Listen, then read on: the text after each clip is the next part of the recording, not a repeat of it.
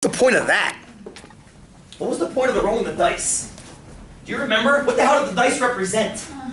Oh my god, he still asking questions from the last day of the class. Oh, he's never happy. What do the dice represent themselves? Population. The dice of the population, right? The dice are the population has values. And the first thing I made you do was fiction, because I made you give me the entire distribution of the dice. Fiction, because you can't, in general. On dice you can, in general you can't. Then what did I have you do? Then I had you sample by Rolling. rolling them a bunch of times and then Getting averages. averaging the rolls that you did. So the first experiment you guys did was this one. That was your first experiment. You can't really see that because of the damn Excel, that's right. That's decent-ish. That's decent-ish. So here are the samples you guys did, like the samples you guys did. There are your rolls. What did you notice about the sampling curve there versus the original population curve here? More bell shape. Oh, we picked up a bell shape. Love it. We picked up a bell shape with the sample. Why? Remember why? You guys gave me some really good reasons on Tuesday as to why we picked up that bell curve. Good, good. I think I heard the same thing from Marty and also Mon. It was Veronica. Oh, it's Veronica. Sorry, I'm hearing female voices in this general direction. And it's tightening your deviation. Because of that, yes? Nice. These outlier data points, snake eyes, is rare. It only happens, it looks like about 3% of the time. And this is less rare. This 12 over here, it happens a little over 5% of the time, maybe 8% of the time. But to consistently hit 8% of 8% of 8% of 8%, that's like going to the store, buying 4 chickens and getting 4 roosters. It's unlikely. So when you start sampling, you end up losing those outliers. The curve's still a little heavier on this side than it is on that side. So the outliers down there disappear quicker than the outliers over here. Is that the way that because you loaded the dice, so to speak? I loaded them as loaded as I possibly could. I was trying to create, thank you for that question, Pat. I was trying to create the most obnoxious possible distributions. And what you all noticed was that all of you got bell curves after sampling 4 times, didn't you? No matter how obnoxious the distribution. Some of them tightened up more quickly than others. If the original distribution is fairly bell-shaped itself, it'll tighten up more quickly. But they'll all tighten up if you sample enough. And this is really the cornerstone of 244. Once you have a bell, why do we get so excited about, well, I get excited. Why are we happy when we get bell curves? They're easier to work with. Why are they easy to work with? You see the standard deviations a lot. What do you know about bell curves? 95%. Yeah. Who?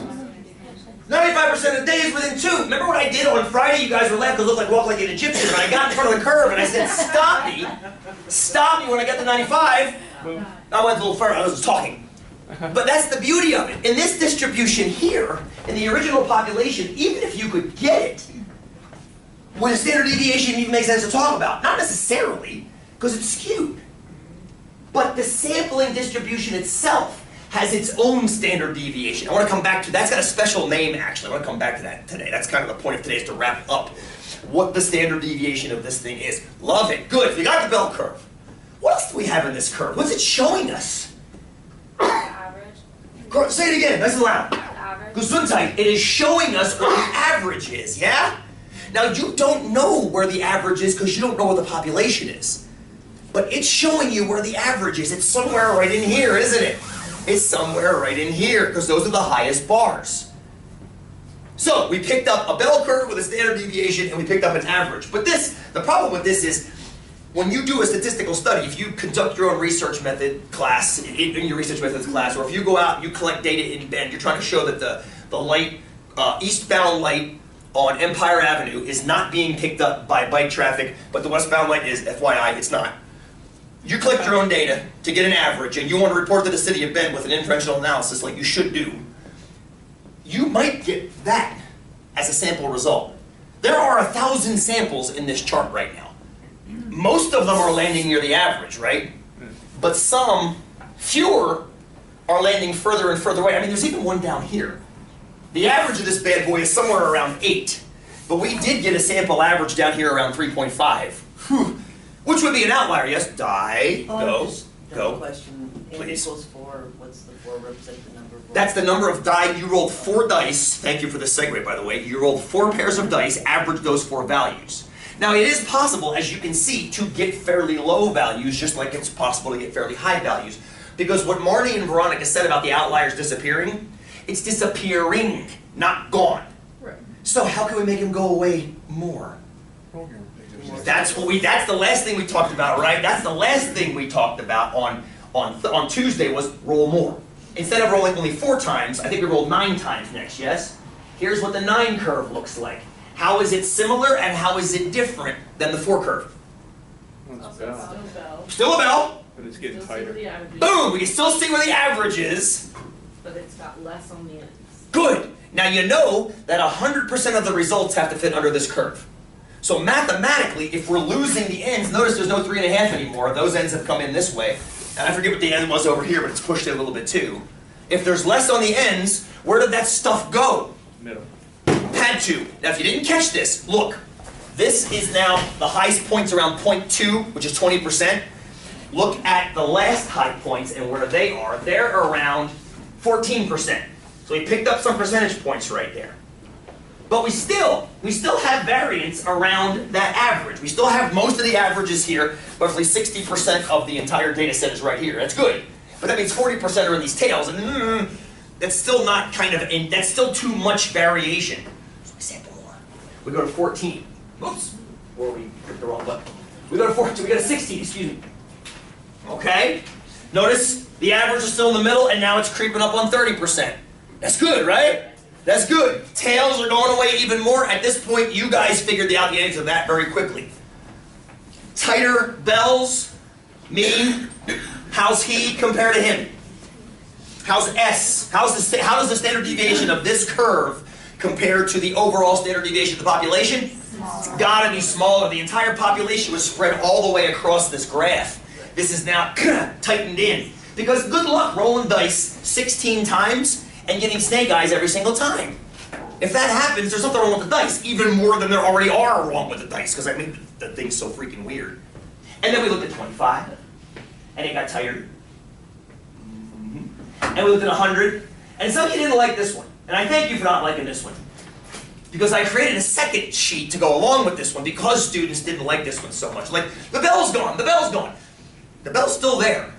It's just that it's so tight in now, that you have to take a more microscopic view to see it. So what I did was I zoomed in on just the area where stuff is showing up from 7 to 9.5 and made this little screen here, the closer look screen. It's still there. So there's your 7 now over there and the 9.5's over here. It's still there. It's still there and it's still centered beautifully on that average. And look at the percentages. Now it's down to 18%. Let's go back to the other one because I changed the scale. And you can't really see that, can you? Scooch over a little. Look at that, 60%. We were 4 times bigger than we were with a sample size of 4 as far as frequency it's hitting in that main pop right there. So now what I want to do, I want to put all this together. We didn't get to this yesterday. I want to look at all of those graphs at the same time. So what we're going to do is we're going to look at this. I'm going to make this so it fits. I want you to see the whole thing. Okay, this isn't bad. Here are all 5 graphs. Sample size of 4, 9, 16, 25, and 100. With the same scales at the bottom, the 0.5 increments. So as I press F9, all those graphs are going to change. So you're seeing all the graphs you already saw, but now they're all on the same axis together. So what you can see is, you can see those gorgeous, gorgeous, gorgeous bell curves rising out. These are all zeros, coming up and then belling off and hopping off. So you're seeing everything you guys said is at work here. I want to analyze it a little more closely now up top.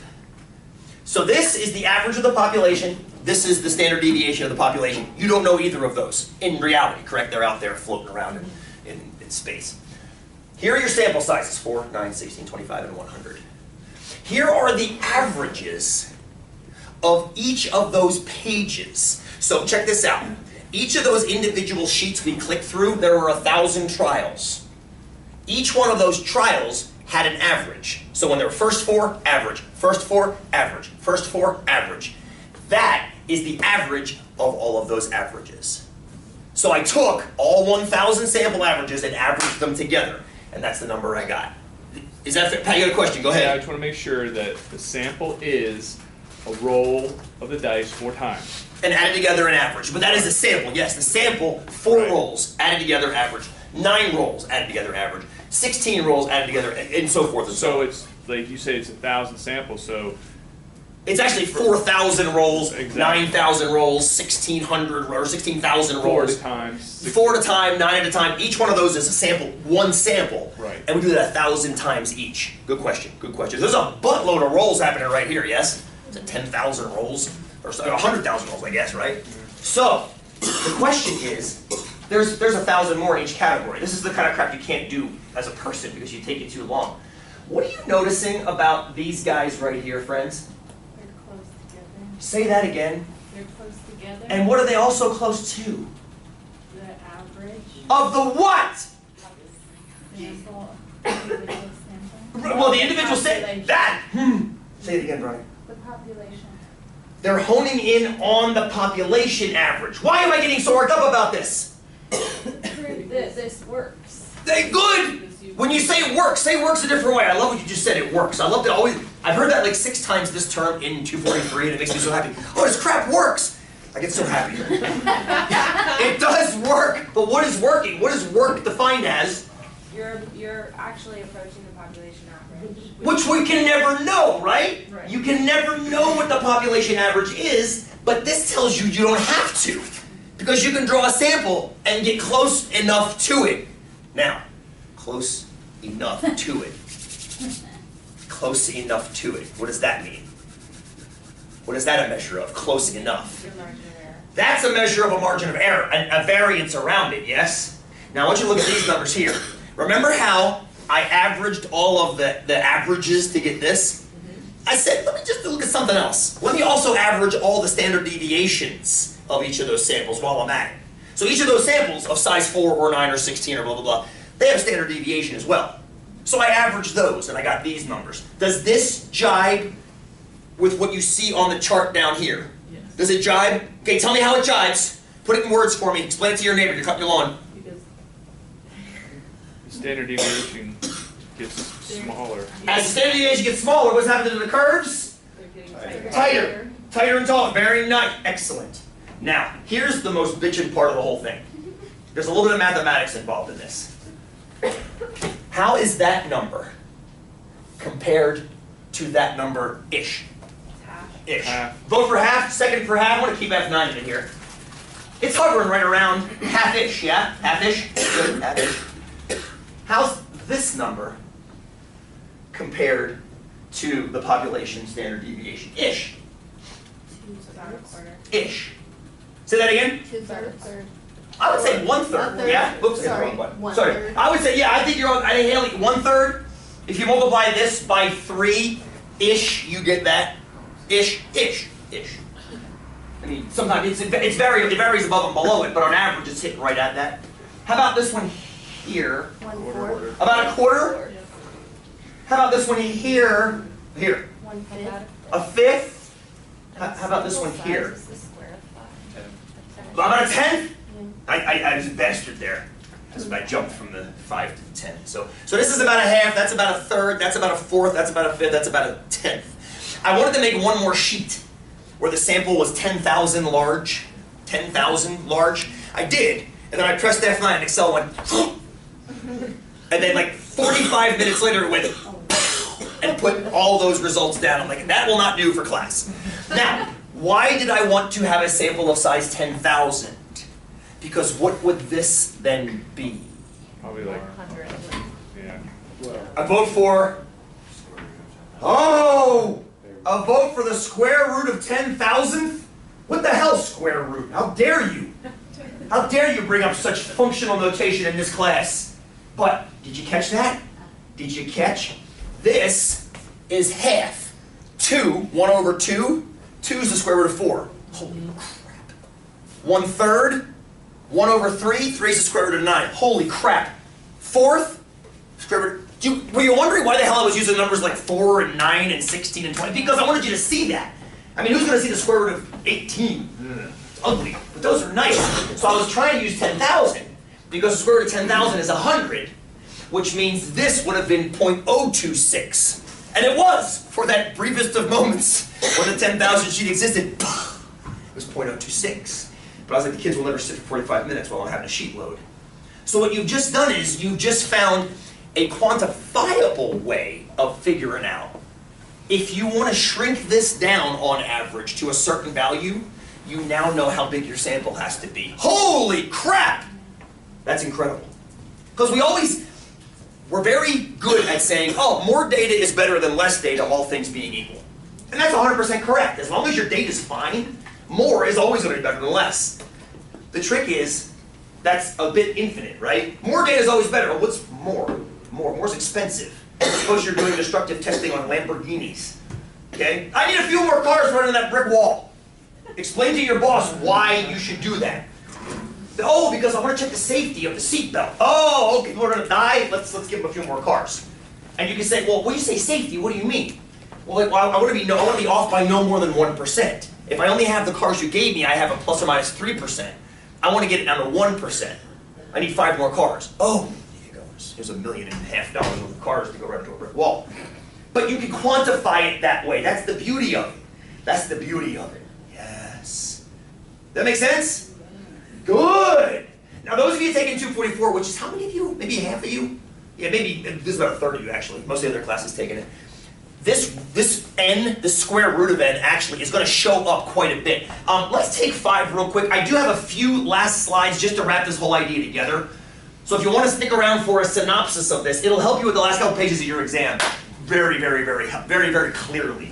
I had a couple requests on email. The last couple questions on my exam are confusing me. That makes sense. We hadn't wrapped this up in class on Tuesday. So if you stick around for 10 minutes after the break, we'll have a nice synopsis of the whole course in one little flurry. So, cool? All right, we're busting square roots out. That's ballsy. That's ballsy.